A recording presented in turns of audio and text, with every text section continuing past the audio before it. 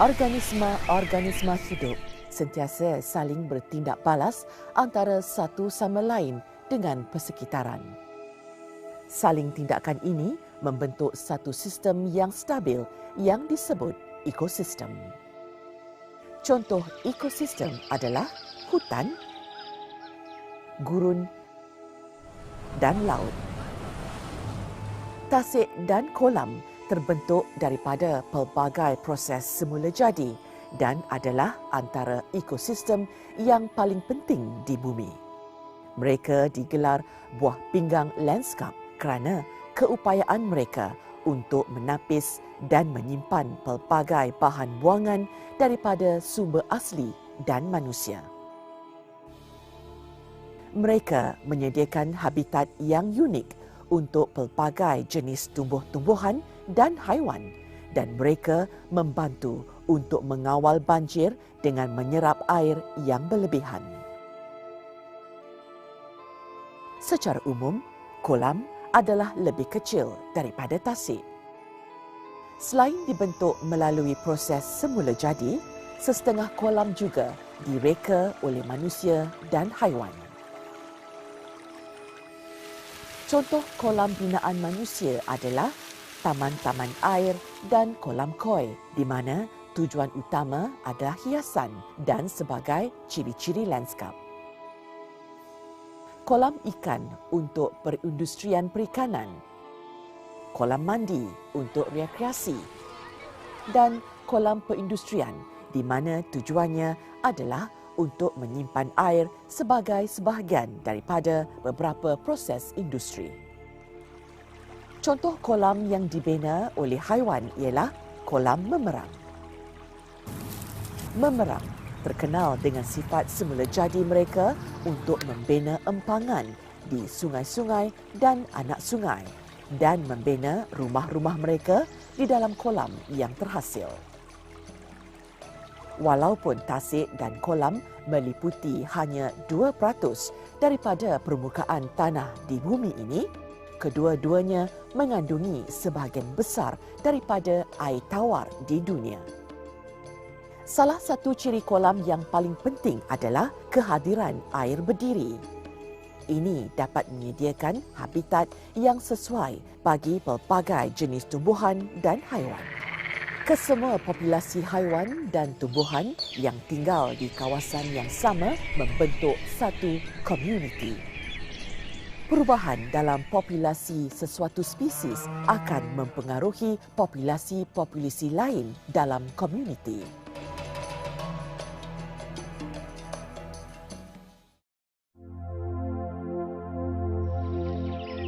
Tumbuh-tumbuhan adalah penting dalam persekitaran kolam.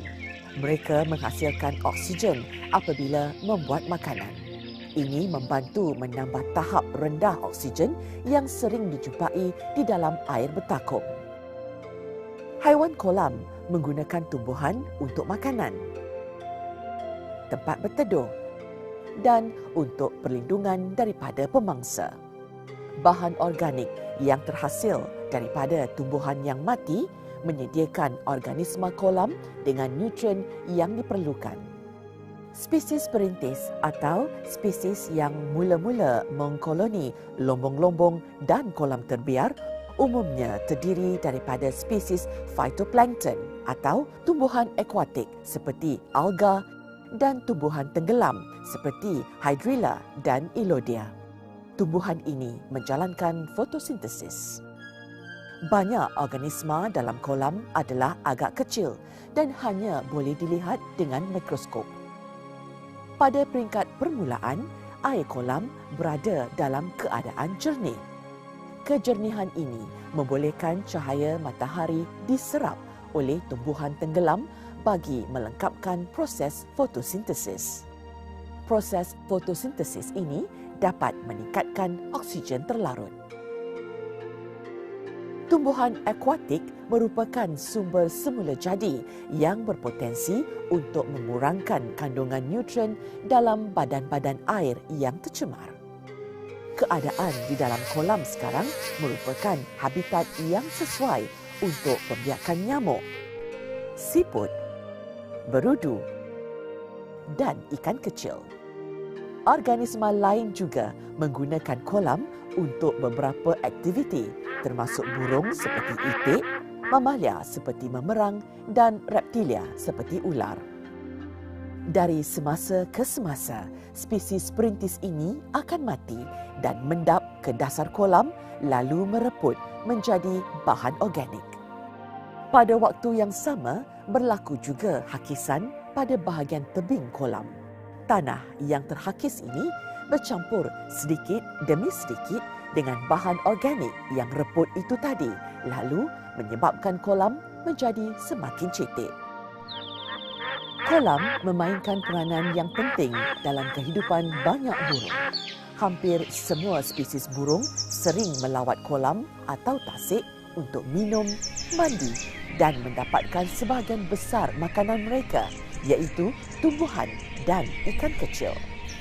Terdapat juga spesies burung yang bergantung kepada habitat air tawar untuk membuat sarang.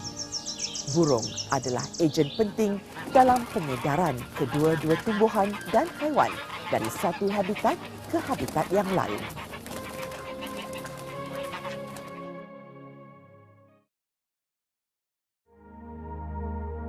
Kolam yang semakin cetek menjadi tidak kondusif bagi tumbuhan tenggelam, tetapi amat sesuai pula bagi spesies penyesar, iaitu tumbuhan terapung seperti keladi bunting, teratai dan kiambang.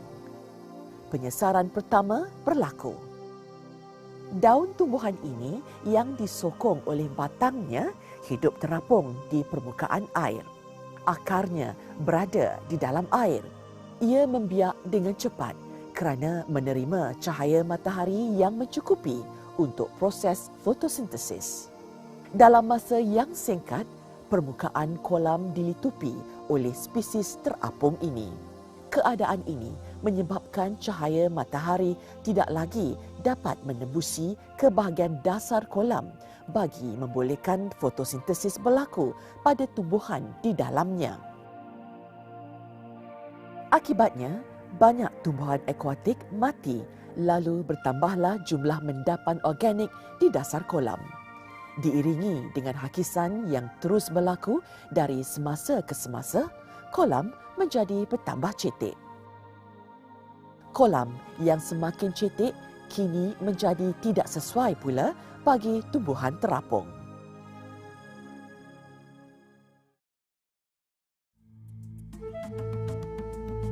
Keupayaan tumbuhan amfibia hidup di darat dan di dalam air membolehkan spesies tumbuhan ini mengambil alih tempat tumbuhan terapung di kolam ini. Antara tumbuhan ini termasuklah daripada spesies Fimbristylis dan Lepironia.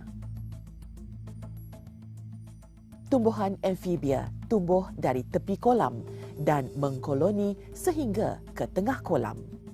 Sebahagian tumbuhan amfibia ini juga mempunyai akar-akar rizom yang merebak dengan cepat pada bahagian dasar kolam dalam proses mendapatkan nutrien makanan. Proses ini dengan sendirinya membawa perubahan terhadap habitat di dasar kolam.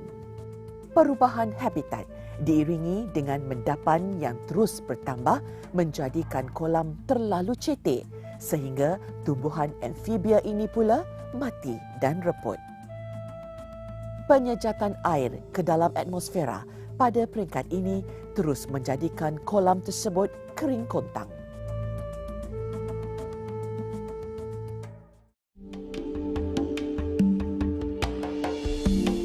Apabila kolam menjadi kering dan kontang, ia menjadi sesuai untuk tumbuhan darat.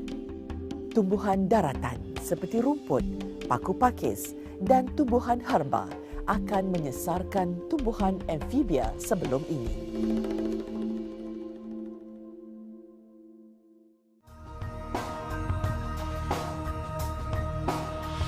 Tumbuhan darat yang kecil diikuti dengan tumbuhan darat yang lebih besar seperti tumbuhan berkayu, iaitu hutan primer.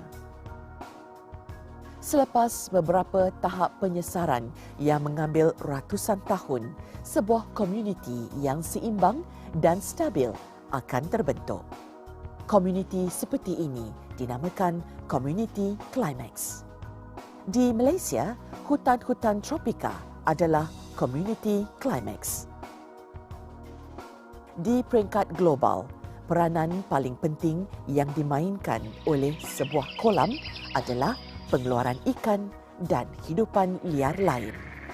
Pada masa yang sama, kolam-kolam ini membantu mengekalkan kualiti air dengan kitar semula neutron. Kolam-kolam seperti ini adalah juga sumber makanan dan sumber rekreasi untuk manusia.